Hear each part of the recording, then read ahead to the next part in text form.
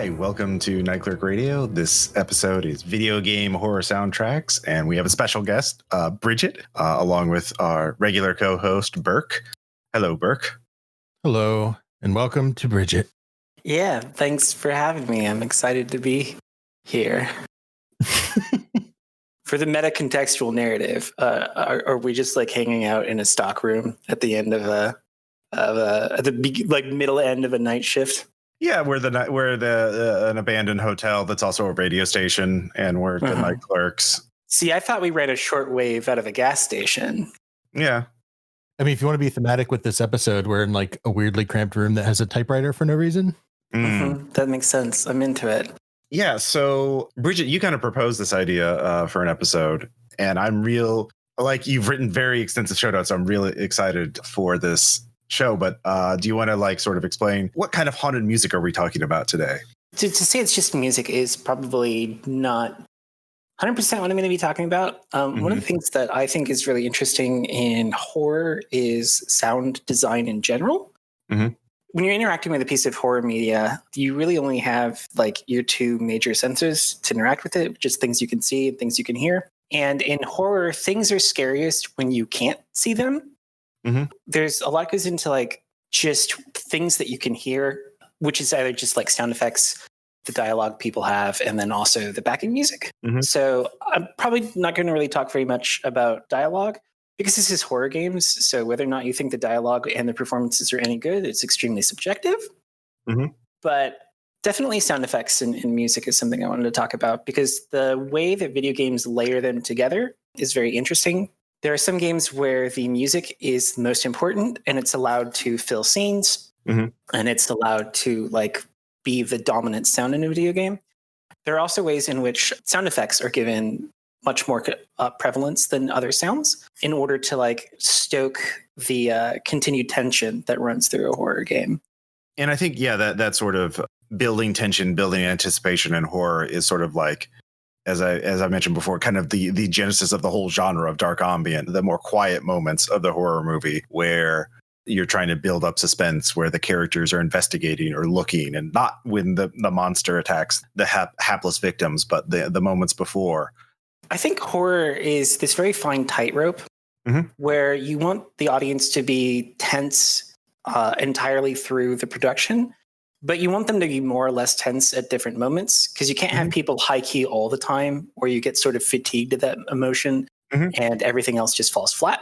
Sure. Keeping like a level of dread and then ratcheting it up or down as you need to in order to give the audience breaks is, I don't know, I think it's kind of an art. Yeah. I have 3 games to talk about and they all do it in slightly different ways. I mean, if everything is scary, then nothing is scary. Exactly. It's like all comedies are just tragedy plots, and then all tragedies have moments of levity because you can't just start in the gutter and dig lower. You need to have some high point to fall from. Same kind of thing with horror, just horizontally instead of vertically.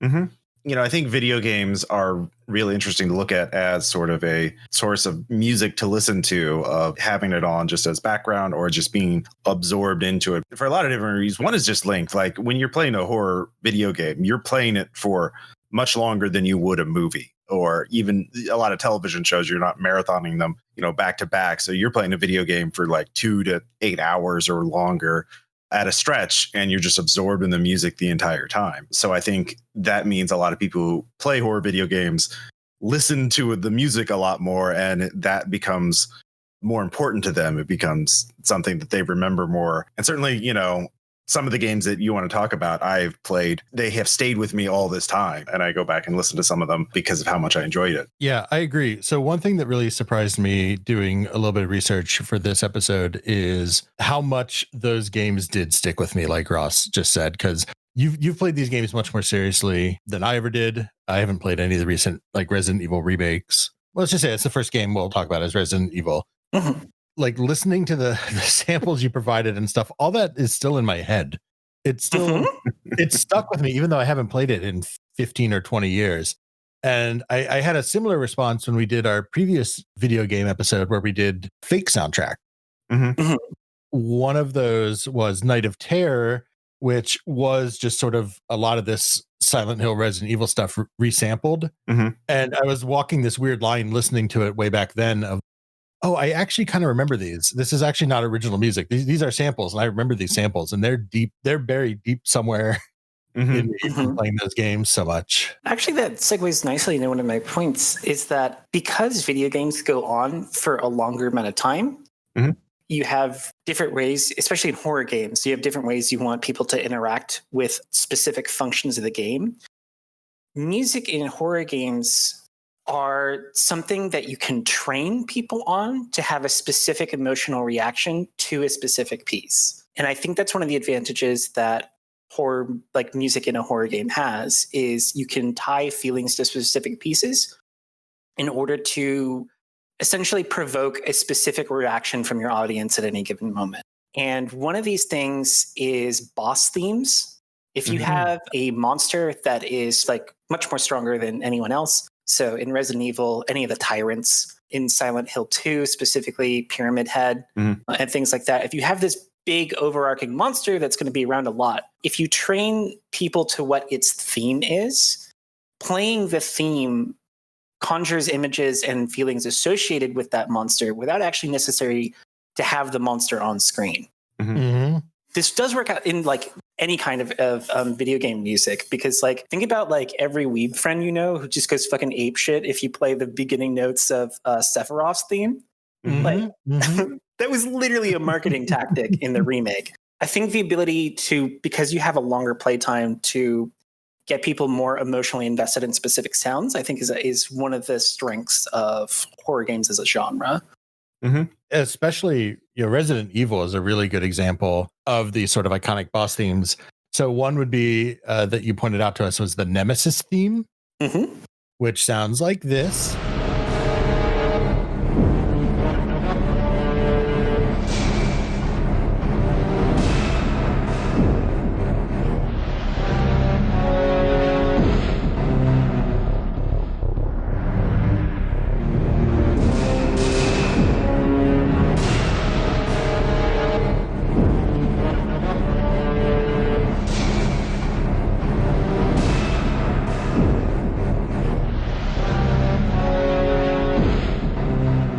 So that was the Nemesis theme from Resident Evil 3, which you recommended. So, like, what about that really sort of stands out for this? It stands out in contrast to what you normally hear through the rest of the game. Most of the exploration pieces in Resident Evil tend to be things that have, while they do have a lot of tension to them, it's what instruments get used. So when you're just like running around Raccoon City in Resident Evil 3, you hear a lot of strings, a lot of woodwinds, a lot of instruments that could be considered light. But when we get to Nemesis theme, it's like driving bass, it's a ton of brass, like a ton of low brass that is played very insistently, very loudly in this like rising theme. It gives that sense of danger and immediacy whenever Nemesis shows up, because you have that like driving brass followed by the higher pitched instruments like kind of screeching at you. The thing it reminds me of is like violin stings for when something scary happens in a horror movie. There are just all of those just spaced intermittently in Nemesis theme. But part of the advantage of making it be a lot of like bass sounds is since they exist at the lower register, it's easy to place something over them. Where horror games excel in creating emotion is the layering of sound effects and music, because things need to have weight, because this is a video game, right? So you're watching blocky characters move around in a blocky world that it has baked in lighting. Creating a sense of realism is extremely difficult, like getting that sort of sense that the world exists and you are a thing in it and you interact with the world. Like you can touch doors and like things touch you and you can't just like clip through the boundaries of the world. Getting people to suspend their disbelief in that sort of way is largely carried by sound effects. And to some extent, like animations and things like that. But like, I'm sure everybody has an example of a game where it looks really good, but it just kind of feels like you're just rubbing hitboxes against another hitbox and things happen. There are so many, the God Eater series of video games, if you've ever played those, I think is a good example for something that looks really good, but like you feel like a polygon moving around in a polygon. So one of the ways that things gain weight is through sound effects. So what gives Nemesis his weight is when he collides with the player model, he just tosses Jill. with like extreme force. So like when your model interacts with his, like you can feel that. And then what gives him weight as a character is his iconic roar sound effect. He's got that like that big boar kind of noise. That's very loud. It plays over his soundtrack perfectly. And it's scary by itself because it's a large kind of inhuman noise. Like I said, you can kind of train people to sound effects and music.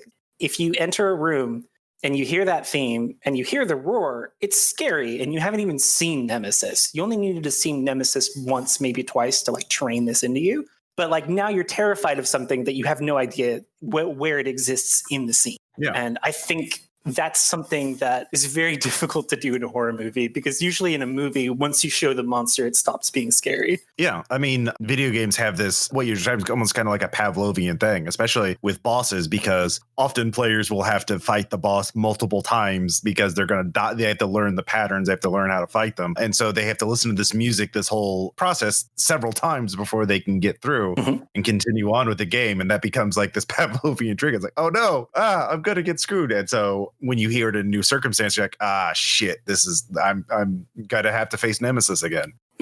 So as opposed to a movie, which is just, it's the same thing every single time you watch it. So there's Jason. Yeah, there's Jason. You can only surprise a person the first time they see a movie.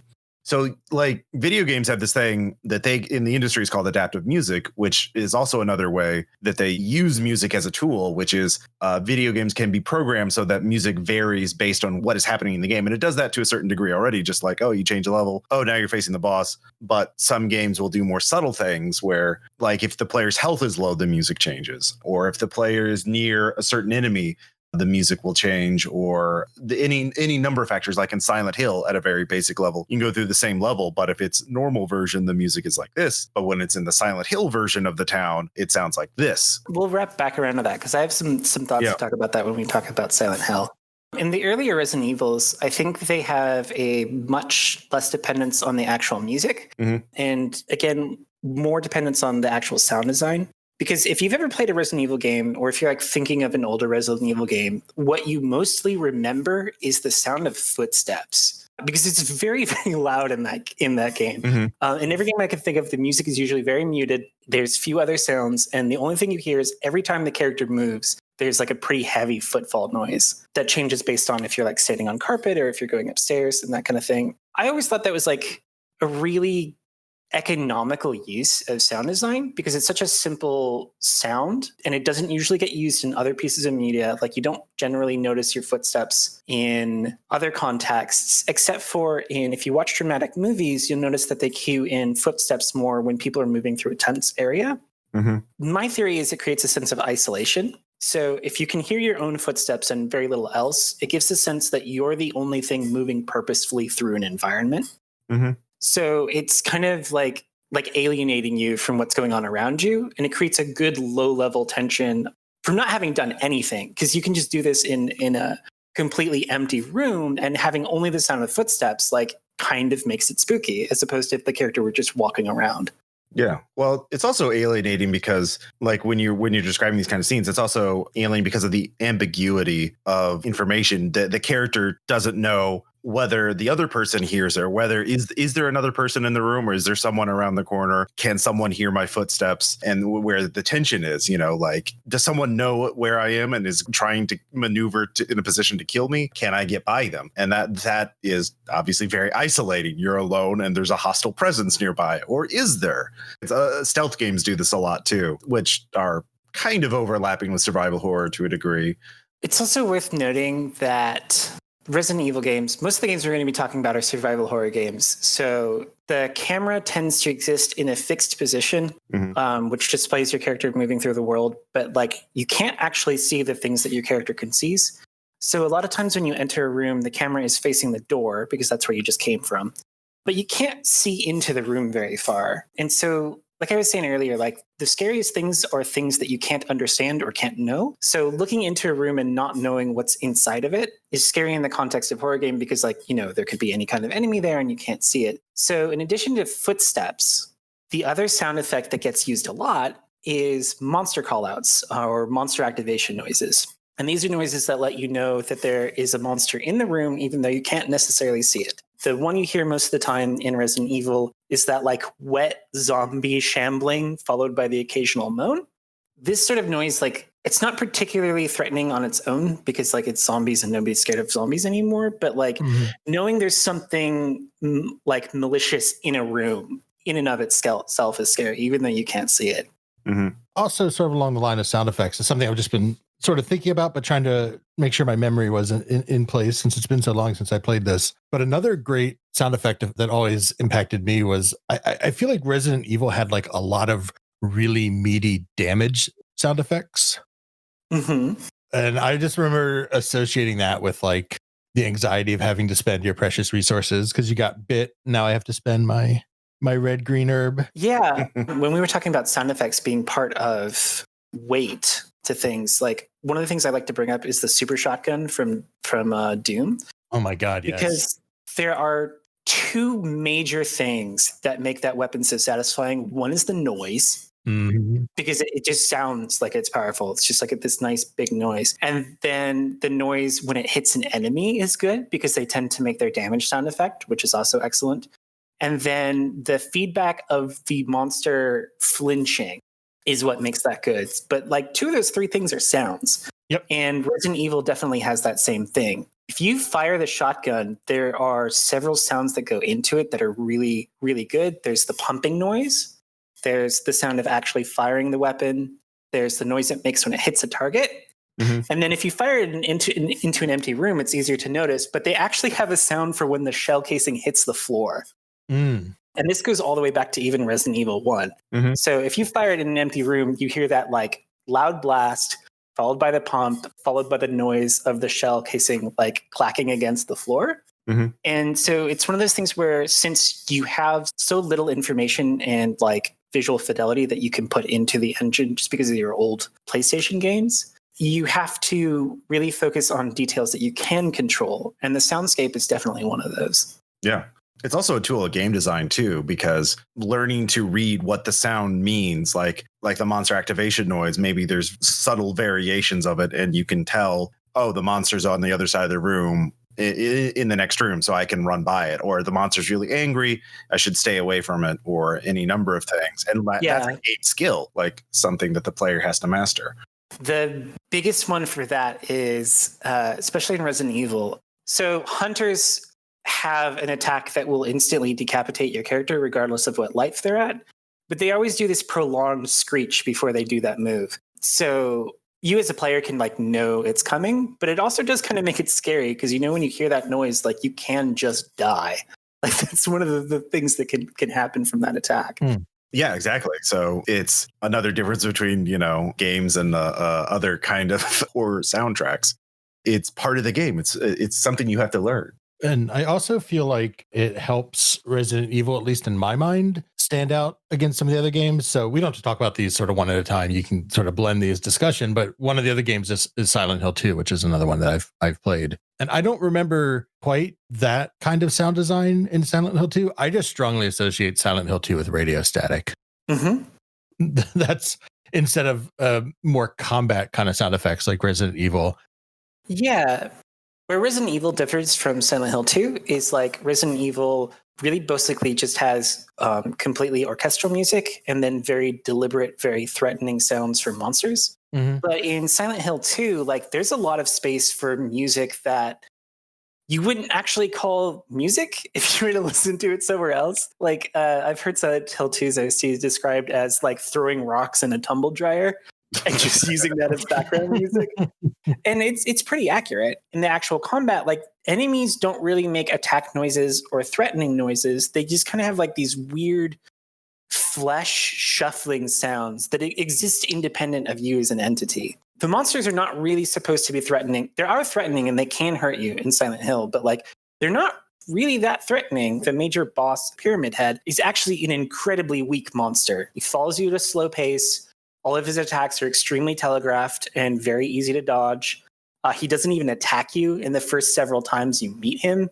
When you actually need to kill him, it's trivially easy to just run circles around him and beat him to death with a pipe. Mhm. What makes Pyramid Head scary has nothing to do with his actual gameplay mechanics. Am I right in remembering that the Pyramid Head had a great like sword dragging on ground sound effect? Yes, he was carrying a heap of raw iron behind him, which Mhm. grates on the ground as he walks. One of the reasons why Silent Hill stands out so much is because they use a lot of contrasts like that. Like a lot of games would have very big pieces of music for an important character like Pyramid Head, but a lot of times Silent Hill uses contrast where there's only the sound of like the blade. It's very silent. It's very quiet where other games would just hit it to the max. There's an interview with the composer where he talks about this and using this kind of contrast. He wanted to be unpredictable. Maybe during a big scare, I cut everything out. And maybe if nothing was happening, all there would be a lot of sound. You have an empty hallway, layer a few sirens and mix it in the red. You have an establishing moment with a villain, use only the sound of a sharpening knife. It's really interesting that we bring up Akira Yamaoka, who did the sound design, like sound effects and music for basically all of the main series of Silent Hill 1, 2, 3, 4, because he didn't start out like in music. He studied at Tokyo Art College in production and interior design. And stories like that I always find extremely interesting because it's amazing how much like art college doesn't actually help anyone ever. One, but two, like you can kind of see where somebody's background leads to their like design philosophy when they actually like move to music. So in production and interior design, because you originally want to be an interior designer, you kind of have to like think about a space and then how people like inhabit that space and how function inhabits that space. And definitely I feel like Silent Hill 2 benefits from that way of thinking because where locations and like moods have themes in Resident Evil, in Silent Hill 2, like characters, every single character has a theme. So Harry's got one, Mary's got one, the other supporting cast have themes, but also the town has its own theme. Towns and locations, the hospital has a theme, the town during the like quieter, misty moments has a theme, and then the town during the like fucked up, rusted, like air raid siren has its own theme. I kind of like in general that the Silent Hills like mood is more rock versus like Resident Evil. I would describe as more orchestral in terms of like how it's scored. I don't know. Would you agree with that? Yeah, I'd say Resident Evil is orchestral, and then Silent Hill 2 is like it's a lot of weird synths, like just like strange or like kind of wavy sounds. Can we play a clip of World of Madness from here?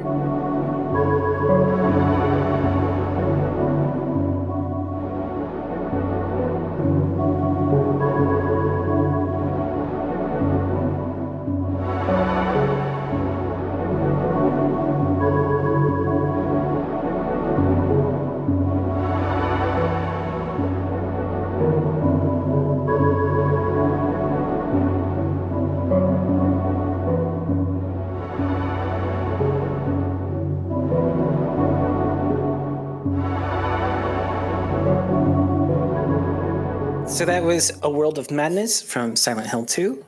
That track is kind of an story or exploration music.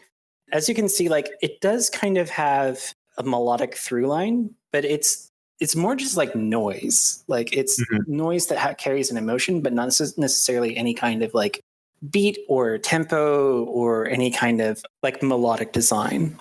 A soundscape for the landscape, as it were. Getting into like the origin of dark ambient as a genre versus look at this. This is why dark ambient exists. That's why there's fans of it, because you played these games and you watched these movies to a degree. Yeah, I've listened to the Silent Hill soundtrack so many times just on its own. And I quite like that track too. So Silent Hill 2 is a game that's kind of like on a thematic level, it's a game about what it's like to be a person and have feelings and like how much of a nightmare that is. Because like not every feeling is good and not every feeling is bad, but in certain contexts, like things stick with you and make you feel horrible. I feel like we can spoil the plot of Silent Hill 2. I feel like it's been long enough. You all should have probably played it already. So it's basically about a dude with survivor's guilt and ruminating over all of the feelings he had watching his wife pass away in a hospital. And like every single possible emotion, like finding the nurses caring for her like sexually attractive, is like frustration in not being able to work out this kind of urges, but also like his like sense of pity and then also a sense of relief at like when his wife finally dies. Like all those things kind of mesh together into this like incredibly uncomfortable bubble of reality that he essentially just punishes himself in.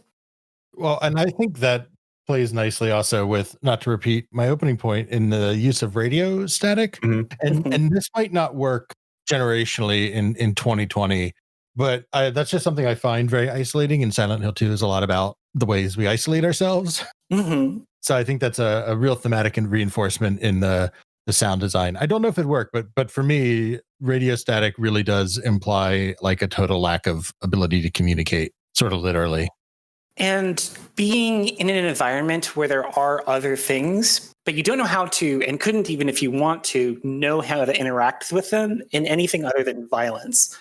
Like the soundtracks kind of create that sort of alienation where you exist inside a town, but like you're trapped entirely within your own psyche. And I think that like follows the through line of the main character's depressive spiral like pretty well. Like it would be easy to reframe Silent Hill as like this is his actual town that he exists in, is a real person, and he's only seeing it this way because of his emotional turmoil. There are tons of people around him, but he no longer knows how to speak to them. Going back to the Silent Hills composer, Akira Yamaoka, he talks about how, in another interview, how the soundtrack for a game isn't really the soundtrack because every player hears something slightly different when they're playing a video game as opposed to a movie. Everyone hears and sees the same thing with a movie, but everyone plays a video game slightly differently. Even if you're following someone else's instructions, the timing is different. You're going through different areas at different times.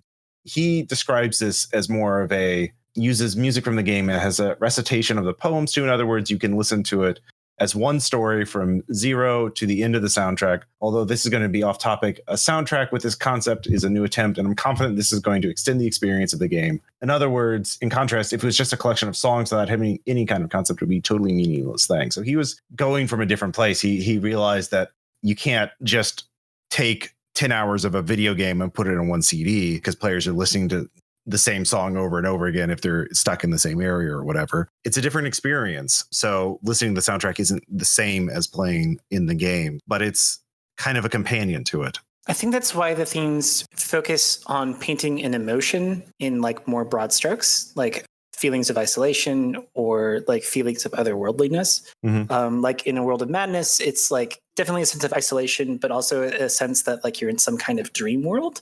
Whereas when the town shifts to its darker state, like in this clip called The Darkness That Lurks in Our Mind.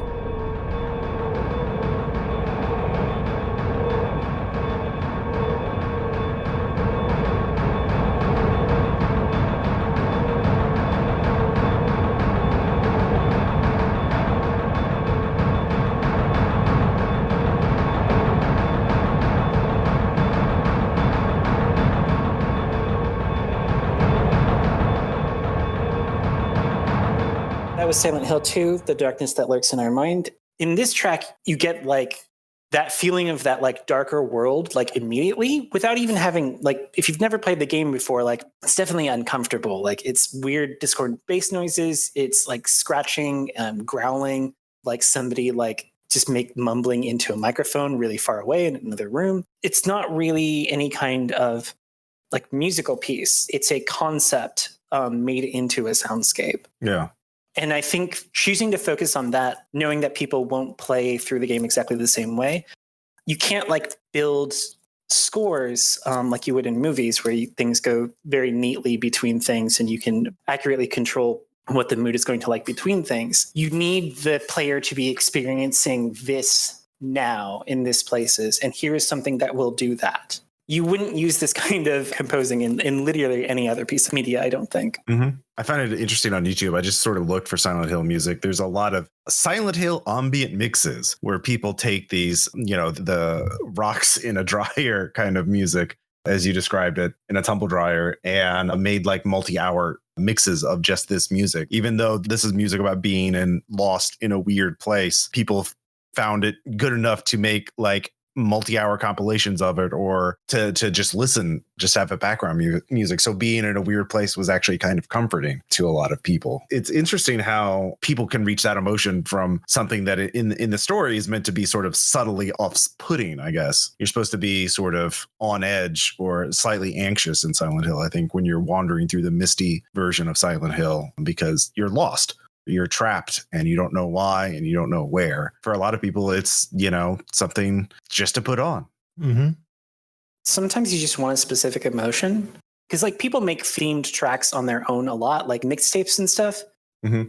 A lot of people had like a CD that you'd play for if you were trying to fuck somebody, or you have something that you'd play at like a party and you want kind of like a generally like high sort of mood. But sometimes like you had a breakup and you just want to put on your breakup playlist. And I feel like there's a lot of this type of music that fits into that kind of thing where it just like grates against your brain in a good way. A piece of like quote unquote music that I didn't think I would want to get into, but like it kind of just resonates very well is I can't remember the name of it right now, but it's someone playing a record that has been played a very large amount of times. And so as the needle goes across the record, it's like splitting the wax. It's like unwinding itself. So it's music that's played as the medium is destroying itself. Oh, wow. And so it's this weird kind of like wailing noise, but it's kind of comforting in a strange way. I think the Silent Hill OST is very emblematic of that same kind of noise, where like things that are uncomfortable are not necessarily something you don't want to experience. Mm-hmm.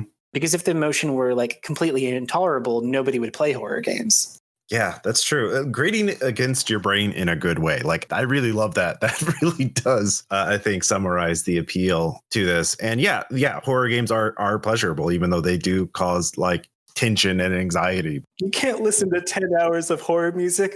Haha, OST go brrr.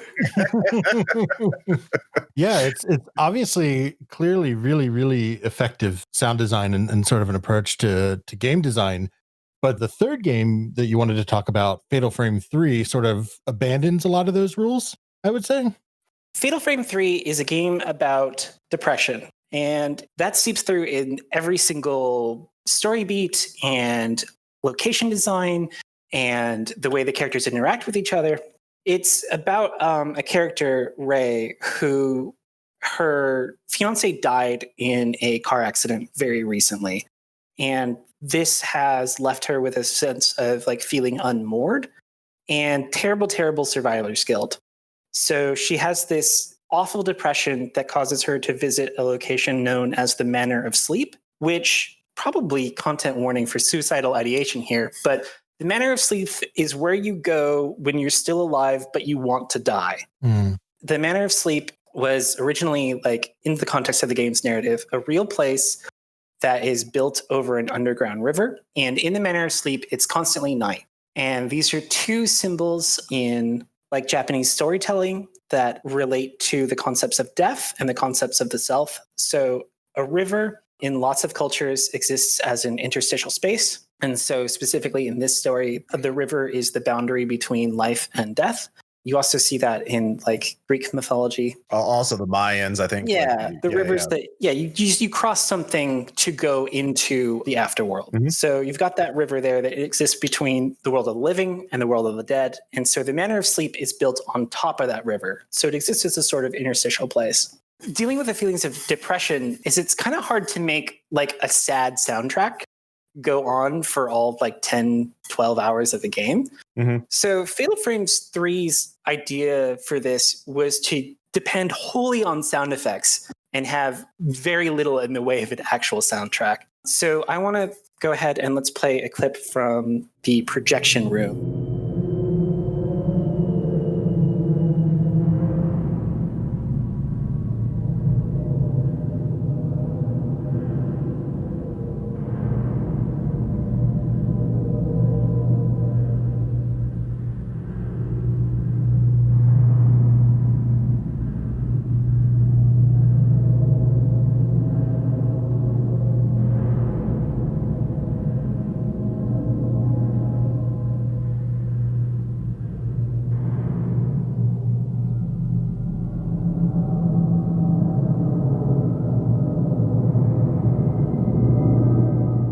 So that was Fatal Frame 3 Projection Room. And there's nothing wrong with your computer. It's basically no sound. There is enough sound there to let you know that there is a sound being played, but there's no pitch to it. There's no melody to it. There's no accompaniment. It's just a sort of noise. And that's emblematic of a lot of the Fatal Frame 3 soundtrack. There's almost nothing on these tracks. Which is absolutely my jam. That's my favorite kind of ambient, where it's just like we're all just barely existing. It's just enough to let you know that there is something there, but it's more to highlight the emptiness of something. And so as far as like illustrating depression goes, like that's a huge big brain take, is to describe emptiness with emptiness. But it also works on a horror level, because in context, Projection Room is, as the name would imply, played when you're in the projector room. So the projection room is completely empty, and the only thing inside of it is a projector pointed at a blank projection screen. You collect a couple of film reels and you play them on the film projector, and it projects the image at the screen, but they're completely silent. So the whole time you're like watching these film reels, the only noise in the game is this completely empty ambient noise and the sound of the projector reel running. And so from a horror context, it does something that's extremely predictable, but is still really cool to actually see it happen, is when you put in the very last film reel that you collect and watch it, at the end of it, there is a figure that starts in a well, crawls out of it, walks towards the screen. And then when it reaches where the camera is inside of the actual film itself, like when it reaches where the screen is, the game spawns a ghost inside the wall that comes out of the wall to attack you. And it starts playing that ghost's theme when you actually bring up the camera. This happens something like 3/4 of the way through the game.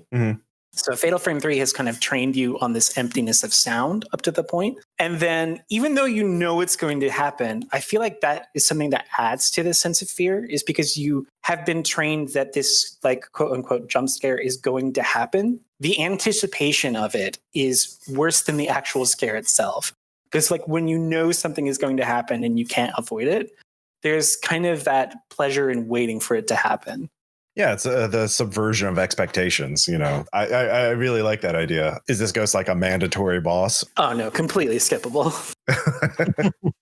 Nice. Even better. You know, thinking about this, one thing that's really struck me is, you know, we talked about how like horror movies, like video game soundtracks have sort of, I think, taken cues from horror movies. That's sort of where it is. But now we're beginning to see, and horror movie soundtracks took cues from, you know, standalone albums. But now there's a dark ambient label, Cryo Chamber, and they have a YouTube channel, and they put up these mixes of various artists from the label. And they have one that's called the Save Room Mix, which is an hour of different songs that are meant to be evocative of save room music in games like Resident Evil and other survival horror games. So I like this sort of full circle that every type of music from different mediums are feeding into each other. So we went all the way from original music all the way back, you know, to movies, to video games, now back to original compositions. So artists aren't too picky. They're just like, oh, this looks neat. I like that. I'm inspired by that. I'll make something as an homage to this. I think that the save room theme is probably one of the most enduring themes of Resident Evil. Like if there's anything that you can remember from any of the games, it's probably the save room theme.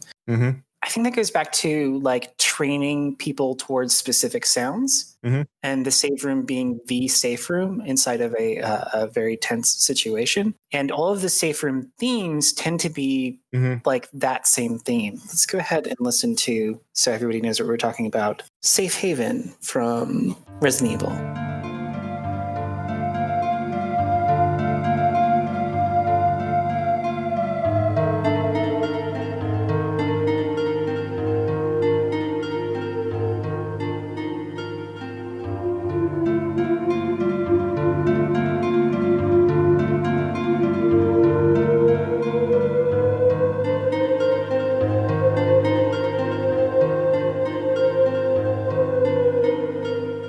So that was the Resident Evil HD save room theme, Safe Haven. And they all kind of sound like that. Like they're all not exactly that same theme across like 8 to 15 games in the series, but they all do kind of sound like that. And so when you have people programmed to like register this as a feeling of safety inside a tense situation, I think it created a genre because it exists. Like you can't have the safe room themes without having the need for a safe room.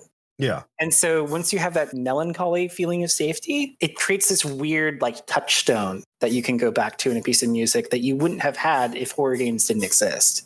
It's like this Pavlovian response again, going back to like, oh God, I'm being chased by the thumbs. Oh, thank God, I'm in the safe room. And then that, well, I have to leave eventually. I have to go back out. Created very strong emotional responses in a generation of gamers. Some of them became composers and they were inspired to recreate that feeling. You're safe for a little bit. Yeah, like, as a subgenre, it's definitely one that's also stuck with me because anytime now where we're watching some like shitty B movie, even if it's not contextually the same scene as you'd experience in Resident Evil, if they have some terrible royalty free song that's just like, these are gentle piano arpeggios and strings, I'm like, God, this just sounds like save music. Like it's become a descriptive term. And if you say it, everybody you're watching the movie with knows exactly what you mean. Mm-hmm.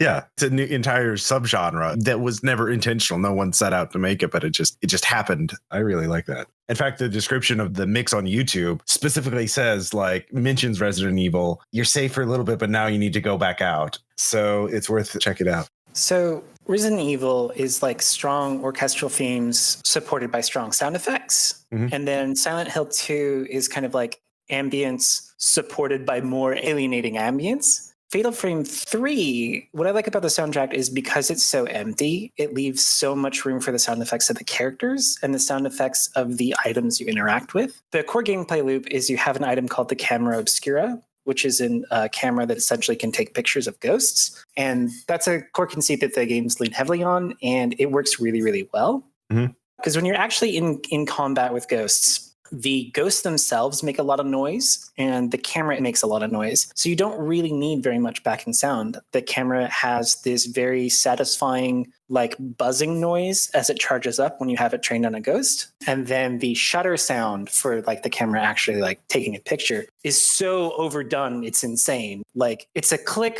with this like echoing noise after it. Like it takes like a full 4 seconds to play. It's really, really cool. So like intentionally designing a sort of like blank canvas in order to layer all of that on top of, I think is really interesting. You should probably check like a clip of the actual game being played, or even better, play it yourself. Because I want to play another track. This is called Head Builder from Fatal Frame 3.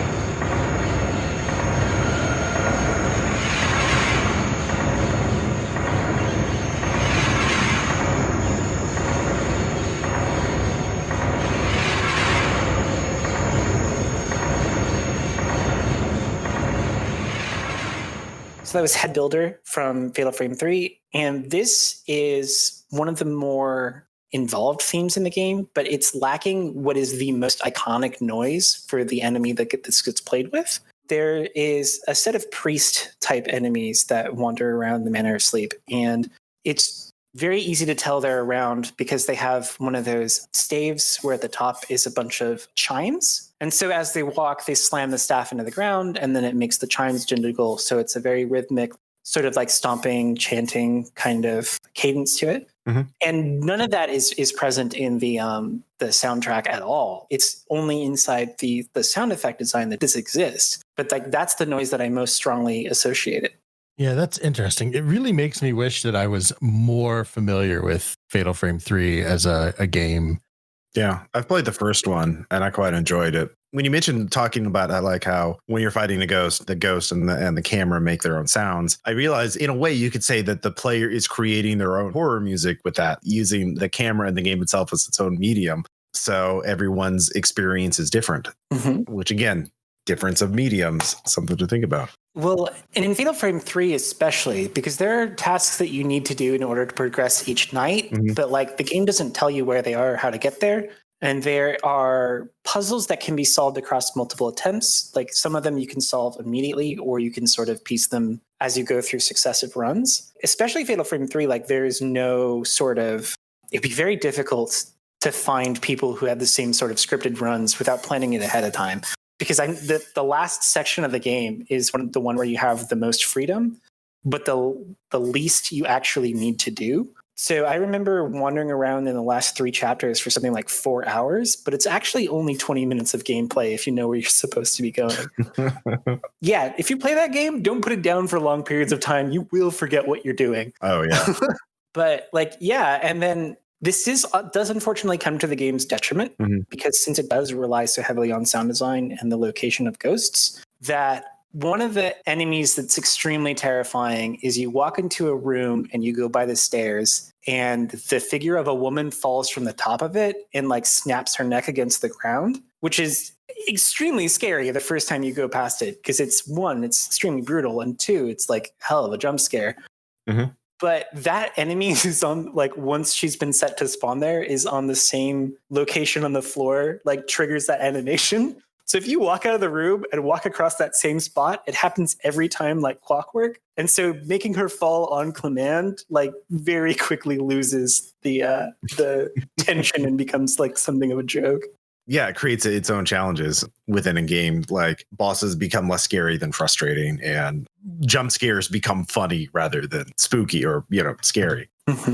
Just another problem with the genre. Well, not a problem, but like a challenge. Challenge. Yeah. We'll go with that. There is one notable exception in the Fatal Frame soundtrack that I want to bring up. Well, there's 2 things. One is just the sound of rain. Whenever you're in the waking world, the way the game chooses to differentiate the manner of sleep and Ray's apartment is the sound of rain. When you're back in the real world, it's raining basically all the time. And again, this leads to a humorous encounter where if you go talk to your roommate, Miku, when she has exhausted all of her dialogue, she just says, "It's raining again," which is, thanks, Miku. I'm so glad we have you here. So, like, the sound of rain is good for mood setting in the real world because it is something that's like depressing, but it's a constant noise and in a way sort of comforting, because everything is dark and muted when you're inside the real world, but it has slightly more saturation. And the rain feels like the soundtrack in the same sort of way, where there's almost no sound, but the more saturation to it leads to this more constant noise that I thought was particularly interesting. But where the soundtrack takes a major departure from how it exists in the entire rest of the game is the final fight with Reika in the depths of the Manor of Sleep. So let's go ahead and play a clip from that. It's my fault. Why did I have this dream? I realized that I must be eternally alone in this dream. Why did I called him here? Sorry. It's my fault. Why did I have this dream? Again.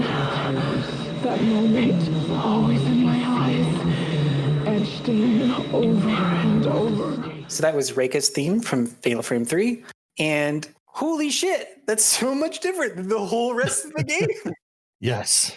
Initially, I had thought that the noises she makes was the same thing they do with all the other ghosts, where it's the ghosts making the sound effect. But it's completely converted for the Reika encounter, where the noises she makes are those sort of like ghostly ethereal noises that are normally in the background. And then her, like, I don't know, rambling to herself is the actual background music itself. That's interesting. Yeah. Yeah. I and I gotta lie, I kind of want to play Fatal Frame, or at least watch a Let's Play of it now. Because I really enjoyed Fatal Frame 1.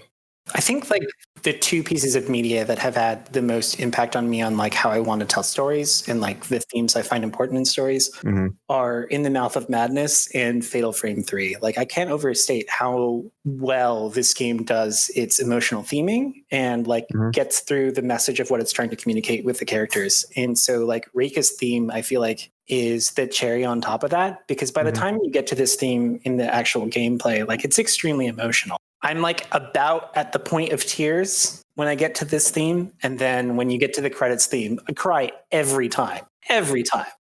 So the game's been very reserved up until this point, where kind of like the dam breaks, it sounds like.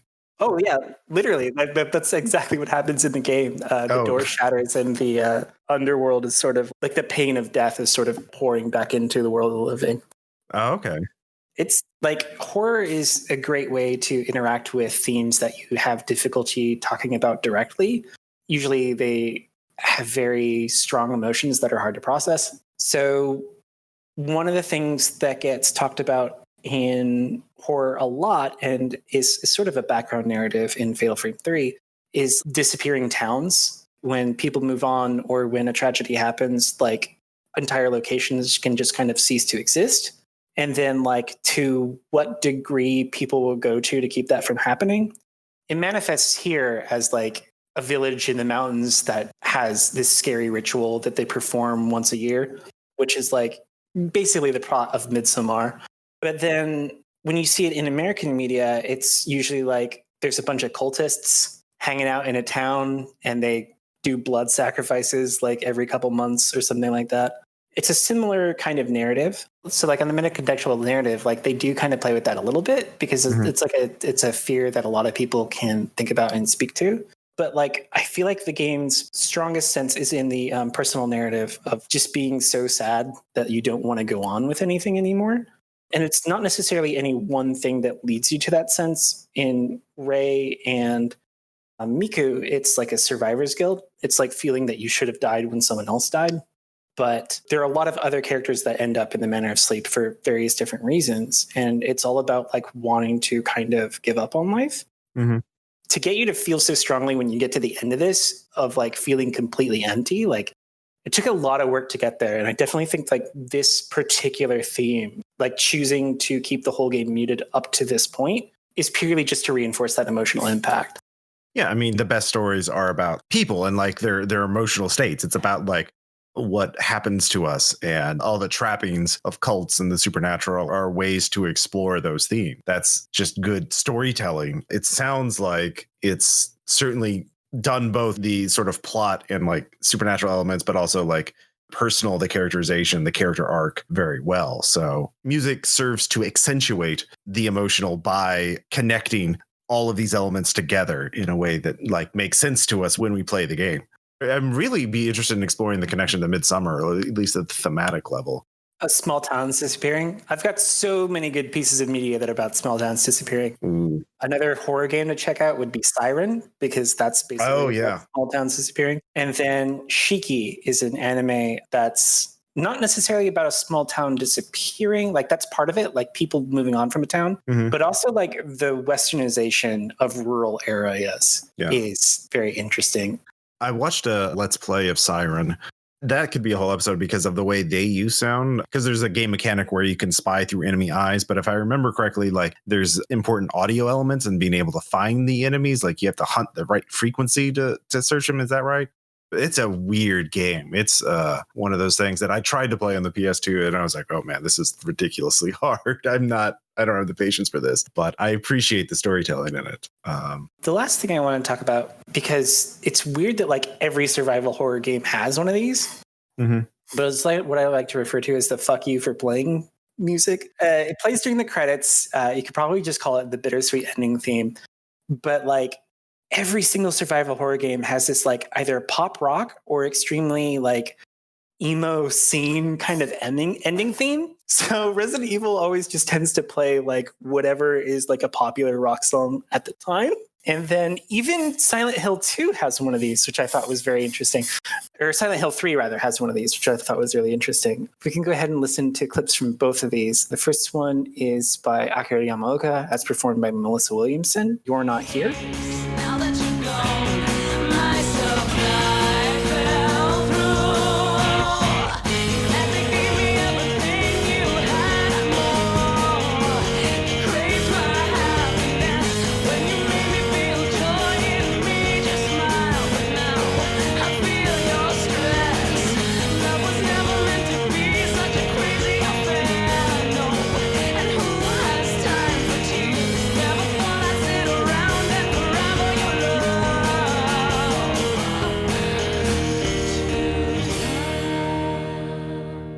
So that was You're Not Here by Akira Yamaoka off the Silent Hill 3 soundtrack. And the next one is Koe by Amano Tsukiko on Fatal Frame 3. 消える消えるぬくもりが私の場所を連れて行くバスを脱ぐその腕に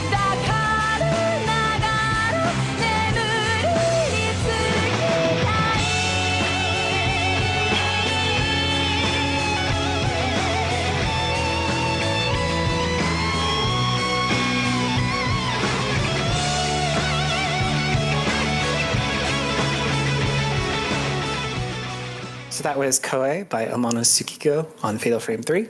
Obviously, they're like different like genre styles, but you kind of see how they have that same sort of like big release of like feelings. I think it's to give you this sort of emotional catharsis. Like once you've been through this like roller coaster of tension, like they want you to be able to just like release all of your emotion and have like a positive experience going back to the quote unquote real world.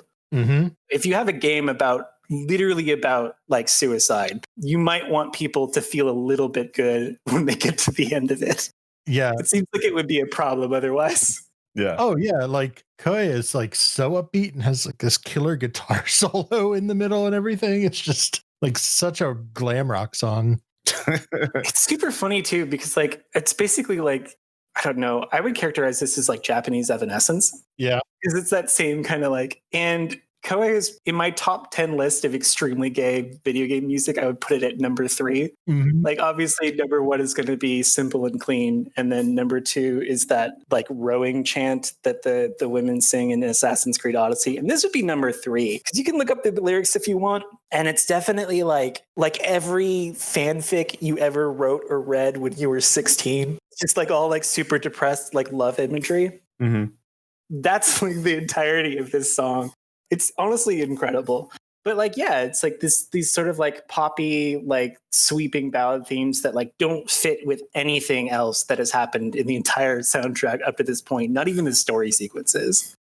So my question for then this sort of theme is, how did that tradition start? Does it connect to other non-video game media, either some Japanese theater tradition or... That's what I wondered about too, because like these games always tend to start in the same way, which is a single loud thematic sound effect that leads you into like this kind of a mood setter.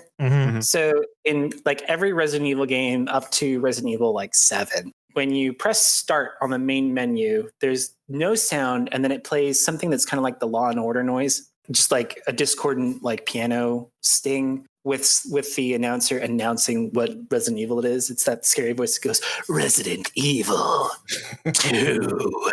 Like everything starts that way. And like that goes back for like all like Japanese horror films that I can think of, like going back like, you know, to the 30s.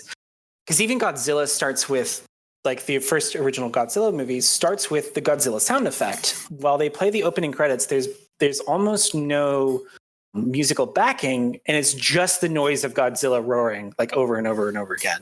So those tend to start in the same way. And yeah, by the time you get to the ending theme, like they're basically just playing like rock music in the background while the credits play. And I don't know if it comes out of any specific film tradition or more like the idea that you need to lead people back into reality, like to have that sort of like a sense of hopefulness or a sense of joy like reinstilled back into people. Well, I mean, the catharsis is really important. Yeah, because like slasher movies end that way with some kind of upbeat rock at the end. Every movie in the 80s ends with a freeze frame of people jumping in the air with a happy song playing in the background. Like, I think it's something you have to do. Yeah, that'd be interesting to explore that in a future episode, just ending music of horror games and movies. I know in the case of Silent Hill, the composer was self-taught, much preferred rock music to Resident Evil style music, the sort of more orchestral style. So I think that's part of it. And Silent Hill was so influential that other games would probably start copying it. The horror movie thing also tracks. Well, Resident Evil has always had one of those, and Resident Evil, I believe, predates Silent Hill. Okay, yeah, no, it does. Yeah. I think people understand that you need that sort of like catharsis. Trying to track the genesis of that, though, if you want a project, that's a hell of a one. Yeah. Very thorough discussion of video game, horror video game soundtracks. Thank you so much. Thank you, Bridget, for joining us and sharing your expertise with us. Oh, yeah. This whole thing was just a big setup so I could talk about Fatal Frame 3 and get more people to play it. Yeah, it worked for me. Worked on me.